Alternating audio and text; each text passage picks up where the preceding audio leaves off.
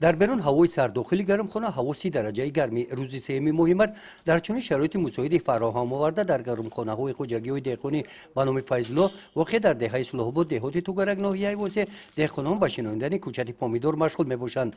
نادر زیایف در سمت استفاده زمین گرمخانه مدت 5 سالی کار در اینجا تجربه خوب گرفته است. پیش از شناندن نهالهای کوچت زمین گرمخانه را خوب کار کرده با دادن غذا از پاروهای محلی هر یک نهال پامیدور را طبق توصیه متخصصان میشنانند. ما همی خنکی را پس سال کردیم نه گرادوسنیک موندگیم همی 30 گرادوس خاپیدیم.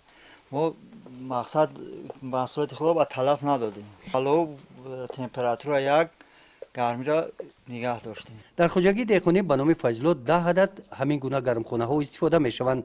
در این گرمخانه پامیدور در گرمخانه های دیگر بادرین، قلمپوری بلگری و دیگر محصولات های سبزیجاتی را خوجگی داران کش می نمایند.